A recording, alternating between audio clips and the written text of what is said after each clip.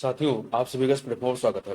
इस वीडियो में हम लोग जो है डेली न्यूज डिस्कशन के तहत 24 अप्रैल 2024 के जनसत्ता न्यूज़पेपर को देखेंगे और इस न्यूज़पेपर में जो भी करंट अफेयर, जीएस या मैपिंग के दृष्टिकोण से जो भी चीजें महत्वपूर्ण हैं, उन सभी चीजों को हम लोग इस वीडियो में चर्चा करेंगे। और एक अनुरोध आपसे मैं हमेशा करता रहा हूं कि आप सभी यदि प्रतियोगी परीक्षाओं की तैयारी करते हैं तो आपको एक कोई भी एक पेपर जो आपके लिए अच्छा हो, उस पेपर में चाहे वो हिंदी में या इंग्लिश में, उसे आपको पढ़ना चाहिए। ये आपके परीक्षा के दृष्टिकोण से काफी महत्वपूर्ण साबित होगा। तो चलिए आज के न्यूज डिस्कशन को हम लोग प्रारंभ करते हैं। तो आगे बढ़ते हैं और ध्यान रखिएगा, आज की वीडियो में हम लोग मैपिंग के सेक्शन में जो है तीन चीजों की बात करेंगे। रवांडा की बात करेंगे, इंग्लिश चैनल की बात करेंगे और ताइवान की बात करेंगे। तो आगे बढ़ते हैं हम लोग।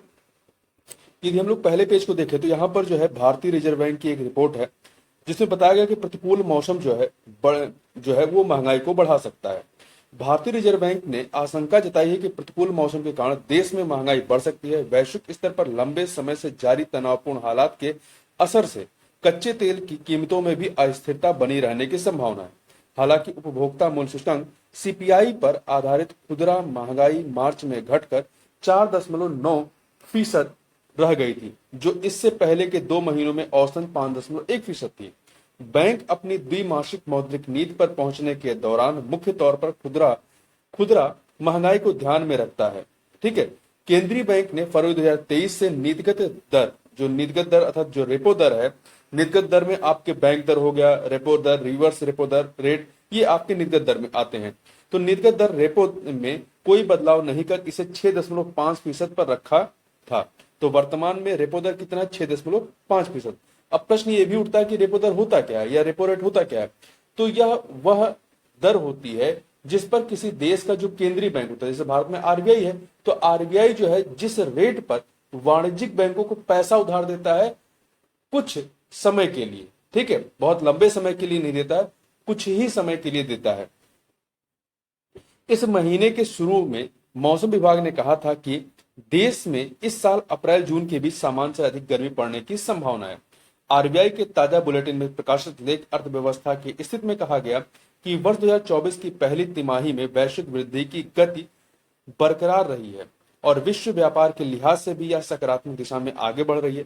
बड़ी अर्थव्यवस्थाओं में बॉन्ड प्रतिफल और कर्ज की ब्याज दर में बढ़ोतरी हो रही है, जबकि ब्याज दर में कमी की संभावनाएं कमजोर पड़ी हैं। लेख के मुताबिक मजबूत निवेश मांग और उत्साहित व्यापार व उपभोक्ता धारणाओं के साथ भारत में वास्तविक जीडीपी की वृद्धि दर में तेजी के लिए परिस्थितियां अनुकूल हो रही हैं। हालांकि केंद्रीय बैंक ने कहा कि इस लेख में व्यक्त विचार आरबीआई के विचारों का प्रतिनिधित्व नहीं करते हैं। ठीक है, तो इस प्रकार से पहले पेज पे ये न्यूज हमारे लिए महत्वपूर्ण था। अब हम लोग जो है आगे चलते हैं, आगे के पेजों पे देखते हैं क्या है। यहां पर मेडिकल संबंधित एक न्यूज है। देखिए, एम्स जो कि दिल्ली में स्थित है, एम्स ने गर्भाशय के मुंह पर होने वाले कैंसर व गुर्दे के प्रत्यारोपण को असफल बनाने वाले वायरस की जांच के लिए 2 अलग-अलग तकनीकें विकसित की हैं। इसके अलावा एक अन्य तकनीक से वायरस की मात्रा का पता लगाने की खोज की है। यह जानकारी एम्स के एनाटॉमी विभाग के इलेक्ट्रॉन माइक्रोस्कोप सुविधा के प्रभारी टीसी नाग और सुभाष चंद्र यादव ने एक संवाददाता सम्मेलन में दी है। उन्होंने बताया कि एम्स के इलेक्ट्रॉन माइक्रोस्कोप सुविधा ने एक विधि विकसित की है जिससे महिलाओं में होने वाले गर्भाशय ग्रीवा के कैंसर को होने से पहले ही पता लगा सकता है। इसमें करीब 1.5 से 2 घंटे के अंदर में जो है 1.5 से 2 घंटे में रिपोर्ट आ जाती है। उन्होंने बताया कि किट आधारित इस तकनीक से कोई साधारण इंसान भी कैंसर का पता लगा सकता है। अभी तक 5,000 मरीजों पर किए गए इस शोध में 96% सटीकता पाई गई है। उन्होंने कहा कि इसका खर्च भी मात्र 100 रुपए आता है। इससे हजारों महिलाओं की जान बचाई जा सकेगी। इस किट का वर्ष 2021 में पेटेंट भी करा लिया गया है। इस किट से आशा और जो एनएम वर्कर होती हैं या आशा दीदी या एनएम जो होती हैं भी कैंसर की जांच कर सकती हैं। अभी 10,000 नमूनों पर जांच करने के बाद सरकार से इसे राष्ट्रीय कैंसर स्क्रीनिंग सेवा में शामिल करने की सिफारिश करेंगे। इस तरह ट्रांसमिशन इलेक्ट्रॉन माइक्रोस्कोप का उपयोग करके ट्रांसमिशन इलेक्ट्रॉन माइक्रोस्कोप का इस्तेमाल करके या उपयोग करके वायरस, रोटावायरस या अन्य की मात्रा निर्धारित करने के लिए एक विधि विकसित की गई है जिससे वायरल वैक्सीन विकास में काम करने वाले फार्मा उद्योगों को लाभ हो सकता है। ईएमएफ भारत में एकमात्र इलेक्ट्रॉन माइक्रोस्कोप सुविधा है जो फार्मा उद्योगों को जर्मनी में 1.3 लाख की तुलना में केवल 13,000 रुपए में सेवा प्रदान करती है। आगे बढ़ते हैं हम लोग। एक सेकंड, यहाँ पे एक थोड़ा सा देखिएगा। अभी सलमान खान के घर के बाहर जो है गोलाबारी हुई थी, तो उसके जो 2 आरोपी पकड़े गए थे, उन्होंने जो अपनी पिस्तौल थी वो तापी नदी में फेंक दी। तापी नदी कहां पर बहती है? तापी नदी जो है आपकी गुजरात में सूरत से होकर के गुजरती है। तो ध्यान रखिएगा इस बात को, ठीक है। आगे चलते हैं। आगे संपादकीय वाले पेज को देखें तो यहां पर एक जो है आर जैफरीन का एक कोटेशन है, महत्वपूर्ण है। मानव जाति युग युगांतर से उन स्वार्थी लोगों द्वारा अज्ञान में कैद रखी गई है जिनका लक्ष्य मनुष्यों के दिमागों को संकुचित और अव्यवस्थित बनाए रखना रहा है। तो ये आप इसका इस्तेमाल जो है जहां पे संस्कृत से संबंधित या कल्चर संबंधित जो भी यदि कोई लेख है या प्रश्न है वहां पर आप इसका इस्तेमाल कर सकते हैं, ठीक है। किस प्रकार से संस्कृत और सभ्यता के नाम पे हम लोग कई सारे विचारों को जो है दबा देते हैं या कई प्रकार से बहुत सारी रूढ़ियों को फैला देते हैं, उस जगह पे इसका इस्तेमाल कर सकते हैं। यहाँ पर एक लेख दिया गया है जो कि रोहित कौशिक जी का है। इसमें बताया गया कि बढ़ती आबादी सिकुड़ते से, मतलब आबादी तो बढ़ रही है परंतु हमारे संसाधन जो है वो सिकुड़ रहे हैं या कम हो रहे हैं, उस पर यह लेख काफी अच्छा है। चीन का उदाहरण देकर जनसंख्या के मुद्दे को कम आंकना तर्क संगत नहीं है। यह समझना होगा कि भारत जनसघनता के मामले में चीन से 3 गुना आगे है, क्योंकि देखिए चीन का जो क्षेत्रफल है वो भारत से कहीं अधिक है, उसका क्षेत्रफल भारत से कहीं अधिक है, पर जो जनसंख्या है, अब देखिए अभी चूंकि हमारे पास 2011 के जनगणना आंकड़े हैं, नए आंकड़े अभी हमारे पास है नहीं। जहां तक जो विश्व की अन्य रिपोर्ट कहती है कि भारत की जनसंख्या जो है वो चीन से अधिक होगी, मतलब पूरे विश्व में सबसे अधिक जनसंख्या वो भारत के पास है। परंतु क्षेत्रफल से यदि कंपेयर करेंगे चाइना से तो उसका क्षेत्रफल जो है हमसे कहीं ज्यादा है। एक महत्वपूर्ण लेख है। आगे यदि हम लोग बढ़ते हैं, आगे देखते हैं एक न्यूज यहाँ पे सुप्रीम कोर्ट के बारे में। देखिए सुप्रीम कोर्ट ने पतंजलि आयुर्वेद, बाबा रामदेव और आचार्य बालकृष्ण के खिलाफ भ्रामक विज्ञापन मामले की सुनवाई करते हुए इस मामले की याचिकाकर्ता इंडियन मेडिकल एसोसिएशन को भी कड़ी फटकार लगाई है। जो आपका IMA है इसको भी कड़ी फटकार लगाई है। न्यायमूर्ति हिमा कोहली और न्यायमूर्ति शानुद्दीन अमानुल्लाह की पीठ ने एलोपैथी डॉक्टरों द्वारा, जो अंग्रेजी दवा लिखते हैं, उन डॉक्टरों द्वारा मरीजों को महंगी और गैर जरूरी दवाएं लिखने पर नाराजगी जताई है। पीठ ने IMA अर्थात इंडियन मेडिकल एसोसिएशन से अपना घर ठीक करने को कहा। देश में डॉक्टरों के इस सबसे बड़े संघ से पीठ ने तीखे शब्दों में कहा, जब आप एक उंगली किसी की ओर उठाते हैं तो 4 उंगलियां आपकी तरफ भी उठती हैं। सुप्रीम कोर्ट ने इंडियन मेडिकल एसोसिएशन से सवाल किया कि आपके डॉक्टर भी एलोपैथी की ऐसी दवाएं लिख रहे हैं। अगर ऐसा हो रहा है तो हमें आपसे सवाल क्यों नहीं करना चाहिए। पीठ ने इंडियन मेडिकल एसोसिएशन से मरीजों को दी जाने वाली महंगी और गैर जरूरी दवाओं और अनैतिक कृत्यों के संबंध में अपना रुख साफ करने को कहा। पीठ ने कहा कि इंडियन मेडिकल एसोसिएशन के इन कथित अनैतिक आचरणों को लेकर भी कई शिकायतें हैं। सुप्रीम कोर्ट ने कहा कि यह मामला केवल इस अदालत के समझ प्रतिवादियों पतंजलि आयुर्वेद तक ही सीमित नहीं है, बल्कि अन्य जो FMCG कंपनियां हैं भी जनता को भ्रमित करने वाले भ्रामक विज्ञापन प्रकाशित कर रहे हैं। ये खास तौर से उन शिशुओं, स्कूल जाने वाले बच्चों और वरिष्ठ नागरिकों के स्वास्थ्य को प्रभावित कर रहे हैं जो उनके उत्पादों का उपभोग कर रहे हैं। जैसे आप टीवी में विज्ञापन देखें या आप सोशल मीडिया पे विज्ञापन देखें तो बहुत तरह के विज्ञापन होते हैं जिसमें आपको एक भ्रम पैदा किया जाता है कि आप उस प्रोडक्ट का इस्तेमाल करेंगे तो आप जो दावा किया जा रहा है आप उस लक्ष्य को बहुत जल्दी प्राप्त कर लेंगे, परंतु ऐसा होता नहीं है।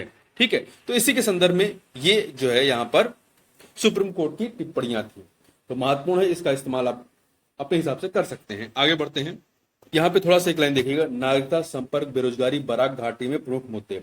तो यहाँ पे प्रश्न सिर्फ इतना ही आपको जानना है कि बराक घाटी है कहाँ पे। ठीक है, तो देखिए बराक घाटी कहाँ पे है। बराक घाटी असम में, असम की बराक घाटी में बांग्लादेश की सीमा से लगे 2 लोकसभा क्षेत्रों सिलचर और करीमगंज। ठीक है, तो ध्यान रखिएगा कि आपका बराक घाटी कहाँ पे है, तो ये असम में है। ठीक है, आगे बढ़ते हैं। आगे यदि हम लोग देखें यहाँ पर, तो यहाँ पर एक सेकंड, कृषि निर्यात जो है अप्रैल फरवरी के दौरान 43.7 अरब डॉलर पर है।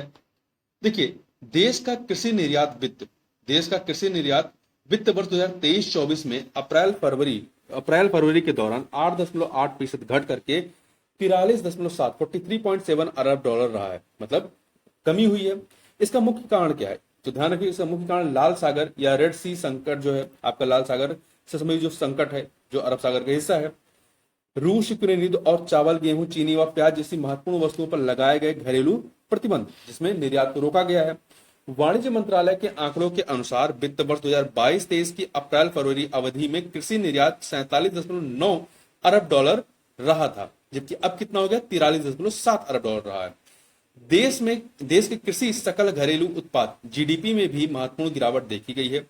यह 2023-24 में केवल 0.7% बढ़ी है, जो 2022-23 में 4.7% थी। आंकड़ों से यह भी पता चलता है कि एपीडा मतलब कृषि एवं प्रसंस्कृत खाद्य उत्पाद निर्यात विकास प्राधिकरण बास्केट में, जो बास्केट है उसमें 719 अनुसूचित कृषि उत्पादों का निर्यात पिछले वित्त वर्ष के 11 महीनों के दौरान 6.85% घट करके 22.4 अरब डॉलर रहा है, जबकि अप्रैल फरवरी 2022-23 में यह 24 अरब डॉलर था।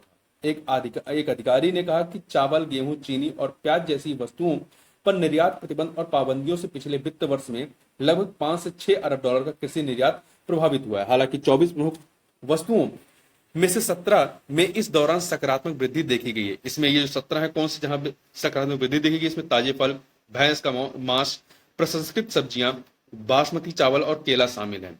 मूल्य के संदर्भ में बासमती चावल का निर्यात 22% बढ़ करके अप्रैल फरवरी 2022-23 में 5.2 अरब डॉलर रहा है। तो किसके निर्यात में बढ़ोतरी हुई है? ताजे फल, भैंस का मांस, प्रसंस्कृत सब्जियां, बासमती चावल और केला। तो इसको ध्यान रखिएगा।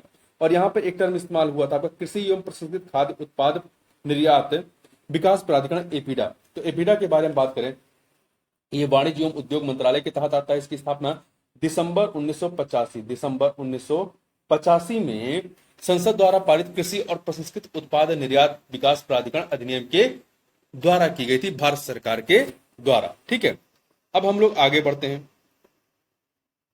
यहां पे देखिए एक फोटो छपी हुई है कोने में। मुंबई में मंगलवार को विश्व पुस्तक और कॉपीराइट दिवस पर एक बुक स्टॉल पर किताब देखती महिला। तो हमें पता होना चाहिए कि जो आपका विश्व पुस्तक और कॉपीराइट दिवस रहा, कब था ये? 23 अप्रैल को मनाया गया। 23 अप्रैल 2024 को विश्व पुस्तक एवं कॉपीराइट दिवस मनाया गया। इसकी थीम क्या थी? रीड योर वे, अपने तरीके से पढ़ें। ये इसकी थीम थी, इसको याद रखिएगा। अब आगे बढ़ते हैं।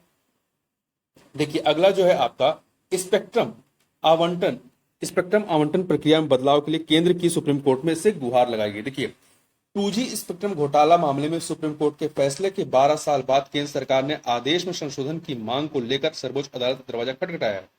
केंद्र उस शर्त में संशोधन चाहता है जिसके तहत सरकार को स्पेक्ट्रम संसाधनों के आवंटन के लिए नीलामी मार्ग अपनाने की आवश्यकता पड़ती। केंद्र ने कानून के अनुसार प्रशासनिक प्रक्रिया के माध्यम से आवंटन करने की मांग की है।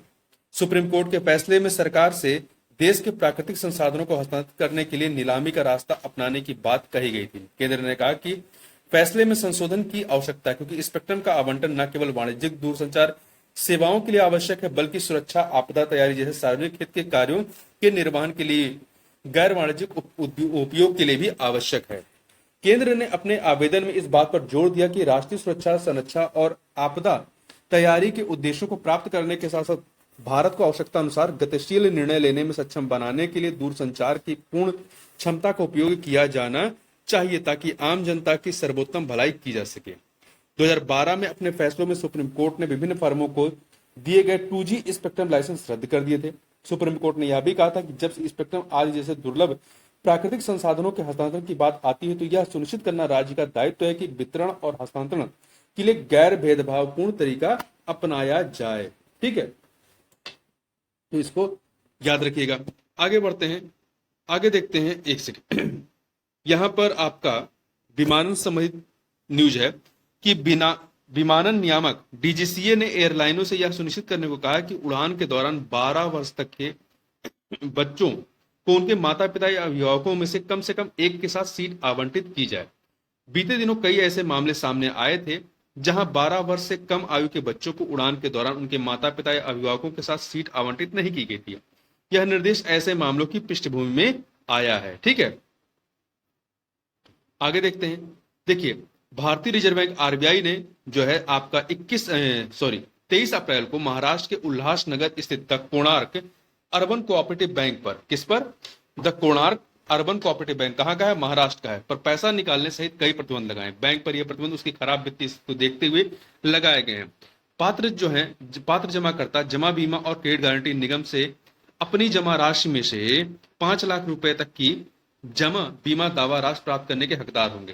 कोणार्क अर्बन कोऑपरेटिव बैंक पर बैंकिंग विनियमन अधिनियम 1949 की धारा 35A के तहत प्रतिबंध 23 अप्रैल 2024 को कारोबार बंद होने के समय से लागू हो गए। प्रतिबंधों के साथ बैंक आरबीआई की अनुमति के बिना किसी भी ऋण और अग्रिम को मंजूरी नहीं कर सकता है। ठीक है, तो इतनी चीज याद रखिएगा। इसके अतिरिक्त यहां पर एक न्यूज और देखिएगा, बंबई उच्च न्यायालय का फैसला है। बंबई उच्च न्यायालय ने 23 अप्रैल को अपने आदेश दिया कि सार्वजनिक क्षेत्र के बैंकों के पास कर्ज नहीं चुकाने वालों के खिलाफ लुक आउट सर्कुलर LOC जारी करने का कानूनी अधिकार नहीं। अदालत के फैसले के बाद ऐसे बैंकों द्वारा चूककर्ताओं जो अपनी जो कर्ज है उसे चुकाने में फेल हो गए हैं, तो चूककर्ताओं के खिलाफ जारी किए गए सभी LOC अर्थात लुकआउट सर्कुलर रद्द हो जाएंगे। न्यायमूर्ति गौतम पटेल और न्यायमूर्ति माधव जामदार की खंडपीठ ने केंद्र सरकार के कार्यालय ज्ञापन के उस धारा को भी असंवैधानिक करार दिया जिसमें सार्वजनिक क्षेत्र के बैंकों के चेयरपर्सन को कर्ज न चुकाने वालों के खिलाफ LOC जारी करने का अधिकार दिया गया था। केंद्र सरकार की ओर से पेश हुए वकील आदित्य ठक्कर ने अदालत से अपने आदेश पर रोक लगाने की मांग की, लेकिन पीठ ने इनकार कर दिया। अदालत ने उक्त धारा की वैधता को चुनौती देने वाली कई याचिकाओं पर अपना फैसला सुनाया। पीठ ने कहा कि आवर्जन ब्यूरो ऐसे LOC चूककर्ताओं के खिलाफ बैंकों द्वारा जारी पर कार्रवाई नहीं करेगा। अदालत ने यह भी कहा कि उसका फैसला किसी भी चूककर्ता के खिलाफ न्यायाधिकरण या आपराधिक अदालत के आदेशों को प्रभावित नहीं करेगा। ठीक है, इसके अतिरिक्त आगे चलते हैं। देखिए, इसी पेज पे जो है लखनऊ वाले संस्करण में एक फोटो छपी हुई है आस्था समेत, जिसमें मुर्शिदाबाद जिले में मंगलवार था 23 अप्रैल को श्रद्धालु शिव गजन उत्सव के महोत्सव में भाग लेते हुए। ध्यान रखिएगा, जो शिव गजन उत्सव है ये कहां पर मनाया जाता है? पश्चिम बंगाल और बांग्लादेश में मनाया जाने वाला ये हिंदू धर्म संबंधित एक उत्सव है। यह शिव, नील और धर्मराज जैसे देवताओं से जुड़ा हुआ है और ये एक सप्ताह तक ये चलता है। ठीक है, इतना याद रखिएगा। इसके अतिरिक्त इसी पेज पे एक न्यूज और दी गई है जो इसमें नहीं छपा है, वो है आपका कि कर्नाटक व गुजरात स्वच्छ ऊर्जा अपनाने में आगे हैं। देखिए, देश में स्वच्छ ऊर्जा को अपनाने में कर्नाटक और गुजरात सबसे आगे हैं, जबकि झारखंड, बिहार, पश्चिम बंगाल और उत्तर प्रदेश जैसे राज्यों को प्रयास बढ़ाने की जरूरत है। शोध संगठन institute for energy economics and financial analysis, जिसे शॉर्ट में हम लोग कह सकते हैं IEEAF, ठीक है, और स्वच्छ ऊर्जा थिंक टैंक एम्बर की संयुक्त रिपोर्ट में यह बात कही गई है। रिपोर्ट के लेखकों ने कहा कि कर्नाटक और गुजरात ने सभी आयामों में अपना मजबूत प्रदर्शन जारी रखा। इन राज्यों ने अपने बिजली क्षेत्रों में नवीकरणीय ऊर्जा स्रोतों को प्रभावी ढंग से जोड़ा है, जिससे कार्बन उत्सर्जन कम करने में मजबूत प्रगति हुई है। दूसरी ओर झारखंड, बिहार, पश्चिम बंगाल और उत्तर प्रदेश जैसे राज्यों को सुधार करने की जरूरत है। यह रिपोर्ट ऐसे वक्त में जारी हुई है जब भारत के कुछ हिस्सों में भीषण गर्मी की लहर चल रही है। इसके कारण बिजली मंत्रालय 260 गीगावाट की अनुमानित अधिकतम बिजली मांग की तैयारी कर रहा है।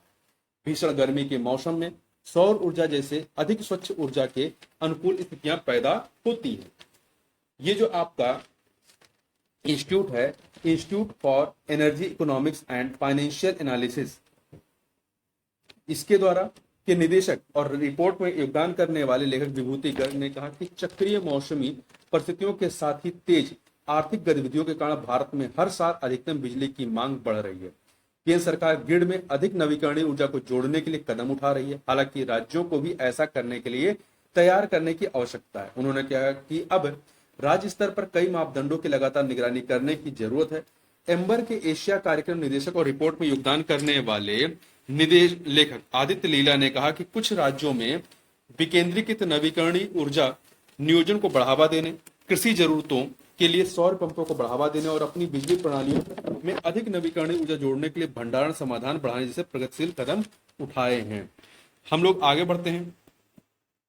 अगले पेज पे यहाँ पे देखें तो ये साल 2023 के लिए है। भारत सैन्य खर्च के मामले में चौथे स्थान पर रहा। देखिए, भारत 2023 में 83.6 अरब डॉलर 83.6 अरब डॉलर के खर्च के साथ अमेरिका, चीन और रूस के बाद विश्व स्तर पर चौथा सबसे बड़ा सैन्य खर्च करने वाला देश है। एक स्वतंत्र अंतर्राष्ट्रीय संस्थान ने अपनी रिपोर्ट में यह जानकारी दी।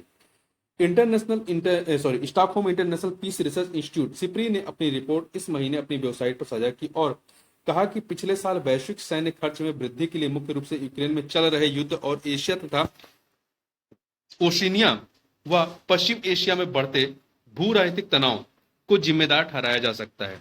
रिपोर्ट में कहा गया है कि सभी 5 भौगोलिक क्षेत्रों में सैन्य खर्च बढ़ गए हैं और सबसे अधिक खर्च वृद्धि यूरोप, एशिया और ओशिनिया तथा पश्चिम एशिया में दर्ज की गई है।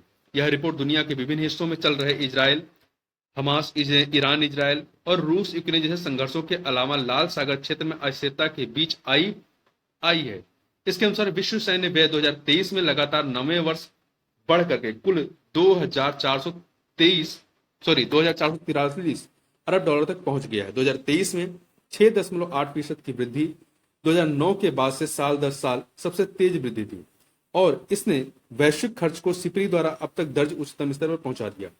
विश्व सैन्य बोझ 2023 में बढ़ करके जो विश्व सैन्य बोझ है वो 2023 में बढ़ करके 2.3% हो गया, जिससे वैश्विक सकल घरेलू उत्पाद जीडीपी में सैन्य खर्च की हिस्सेदारी को फीसद के रूप में परिभाषित किया गया है। रिपोर्ट के अनुसार सरकारी व्यय के हिस्से के रूप में औसत सैन्य व्यय 2023 में 0.4% अंक बढ़कर 6.9% हो गया है। इसमें कहा गया है कि प्रति व्यक्ति विश्व सैन्य खर्च जो है 1990 के बाद से सबसे अधिक 306 डॉलर था। रिपोर्ट में कहा गया है कि भारत 2023 में 83.6 अरब डॉलर के सैन्य खर्च के साथ दुनिया भर में सैन्य खर्च के मामले में चौथे स्थान पर है। सिपरी की रिपोर्ट में दावा किया गया कि भारतीय द्वारा खर्च 2022 में 22 से 4.2% और 2014 से 44% बढ़ गया है। इसमें कहा गया है कि भारत के सैन्य खर्च में वृद्धि मुख्य रूप से बढ़ती कार्मिक और परिचालन लागत का परिणाम थी, जो 2023 में कुल सैन्य बजट का लगभग 80% थी। ठीक है, आगे बढ़ते हैं हम लोग। यहाँ पे देखिए इंग्लिश चैनल के बारे में बात की गई है। इंग्लिश चैनल को पार करने की कोशिश के दौरान एक बच्चे सहित 5 प्रवासियों की मौत हो गई। ठीक है, तो ये हम यहाँ पे इंग्लिश चैनल को भी एक बार मैपिंग में देखेंगे।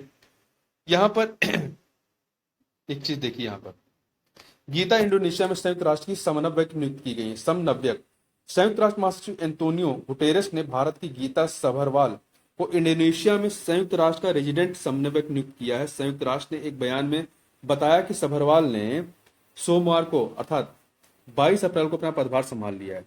उसने बताया कि सबरवाल के पास सतत विकास लक्ष्यों एसडीजी की दिशा में तेजी से काम करने के लिए डिजिटल प्रौद्योगिकी और डेटा का इस्तेमाल करते हुए जलवायु परिवर्तन, स्थायी शांति, शासन एवं सामाजिक नीति के क्षेत्र में काम करने का लगभग 30 वर्षों का अनुभव रहा है। ठीक है, अगला यहाँ पर देखें, ब्रिटेन रवांडा निर्वासन विधेयक को मंजूर किया गया। देखिए, कुछ प्रवासियों को रवांडा निर्वासित करने के ब्रिटेन के प्रधानमंत्री ऋषि सुनक के प्रयासों को अंततः जो है संसद की मंजूरी मिल गई। इससे कुछ घंटे पहले ही सुनक ने विश्वास जताया था कि जुलाई में रवांडा के प्रवासियों को ले जाने वाली निर्वासन उड़ान शुरू होगी।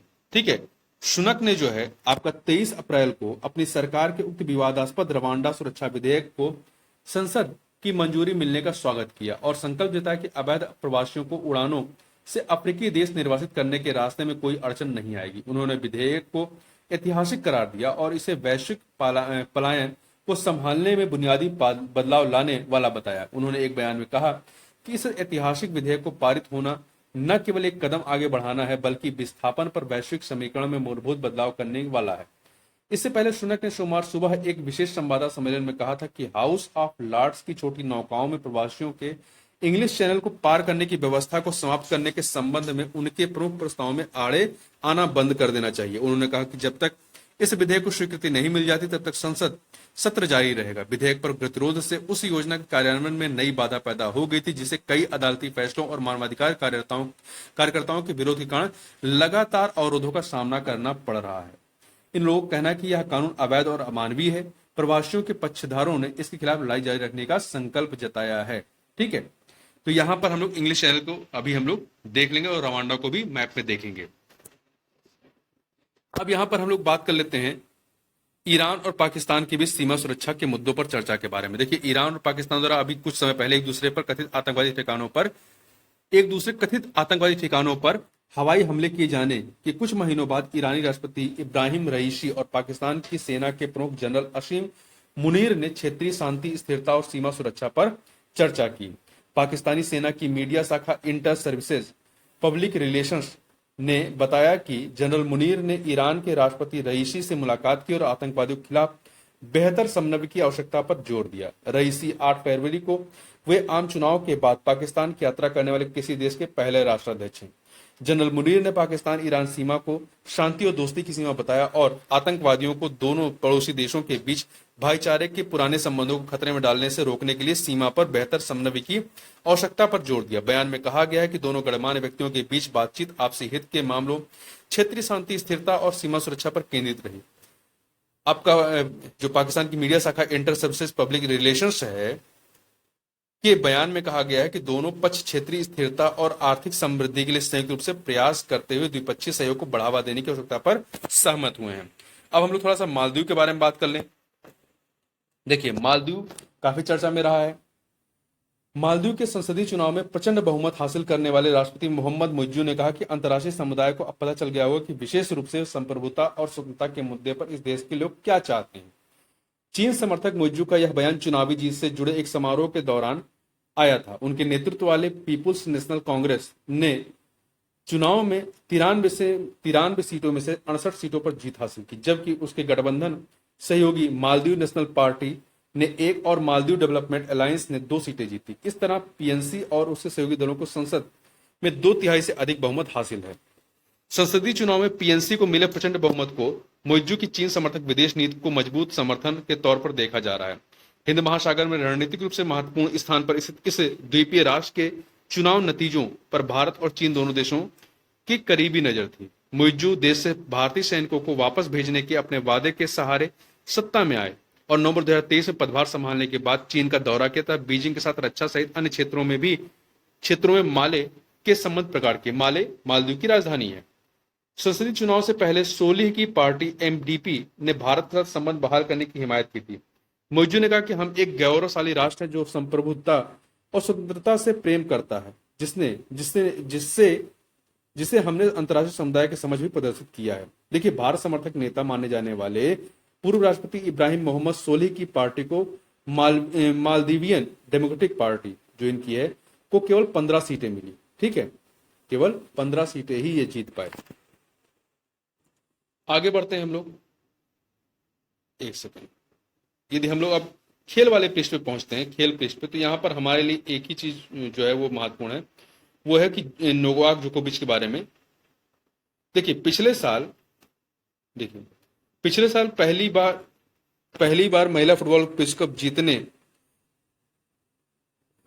जीतने वाली स्पेन की टीम को सोमवार को लॉरेंस विश्व खेल पुरस्कारों में 2 और पुरस्कार मिले। स्पेन की महिला फुटबॉल टीम को 2023 के लिए दुनिया की या विश्व की साल की सर्वश्रेष्ठ टीम चुना गया, जबकि मिडफील्डर एताना बोनमाती को सर्वश्रेष्ठ महिला खिलाड़ी का पुरस्कार दिया गया। देखिए, इस समारोह में नोवाक जोकोविच जिन्हें साल के सर्वश्रेष्ठ पुरुष खिलाड़ी का पुरस्कार दिया गया है। ठीक है, और अमेरिका की जिम्नास्ट सिमोन बाइल्स को वापसी करने वाली सर्वश्रेष्ठ खिलाड़ी का पुरस्कार दिया गया है।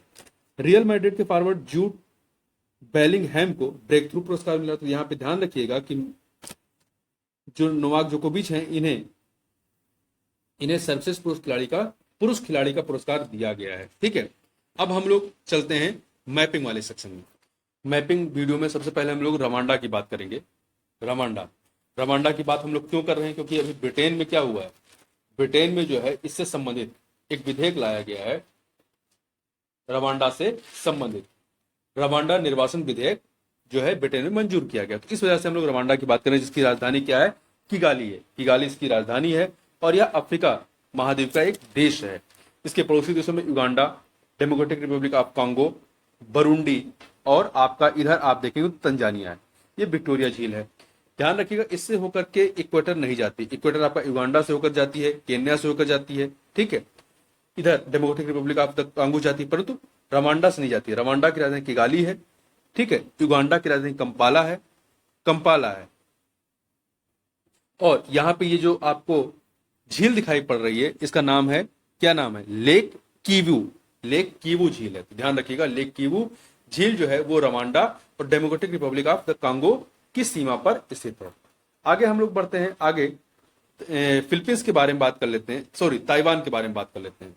ताइवान, तो ताइवान की यदि बात करें तो ताइवान जो है आपका प्रशांत महासागर में स्थित जो है एक द्वीपीय देश है, एक द्वीपीय देश है। इधर आप देखेंगे तो ये आपका चाइना का हिस्सा है, इधर ऊपर आप देखेंगे, ये एक सेकंड, ऊपर आप देखें ईस्ट चाइना सी है, ईस्ट चाइना सी है। इसकी राजधानी क्या है, ताइपे है। और नीचे साइड में आप देखेंगे लुजान स्टेट है, इधर फिलीपींस सी है, और यहां पे आपका ताइवान स्टेट है, ताइवान स्टेट है, ठीक है। और ध्यान रखिएगा, आपका ताइवान से होकर के जो कर्क रेखा है, कर्क रेखा या ट्रॉपिक ऑफ कैंसर, वो आपका ताइवान से होकर के गुजरती है, तो इस चीज को भी ध्यान रखिएगा। अब हम लोग थोड़ा सा बात कर लेते हैं इंग्लिश चैनल के बारे में, क्योंकि जब रवांडा की बात हुई, जो रवांडा से संबंधित जो विधेयक लाया गया, उसी के संदर्भ में इंग्लिश चैनल भी आता है।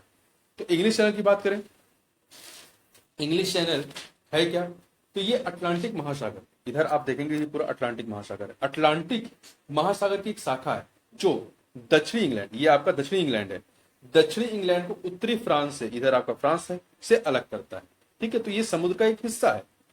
इधर आप देखेंगे डोवर स्टेट आपको दिखाई पड़ेगा, यहाँ पर डोवर स्टेट है। ये डोवर स्टेट क्या करता है, इधर आपका नॉर्थ सी है, तो नॉर्थ सी और इंग्लिश चैनल को जोड़ने का कार्य करता है, इंग्लैंड को फ्रांस से अलग करने का कार्य करता है। तो इतनी चीज आप याद रखिए। इंग्लिश चैनल कई बार आपका न्यूज में आता रहता है, तो समझ में नहीं आता इंग्लिश चैनल है क्या, तो ध्यान रखिएगा इंग्लिश चैनल कहां पर है और क्या है। तो इस प्रकार से इस वीडियो में बस इतना ही, मिलते हैं नेक्स्ट वीडियो में, तो बहुत बहुत धन्यवाद।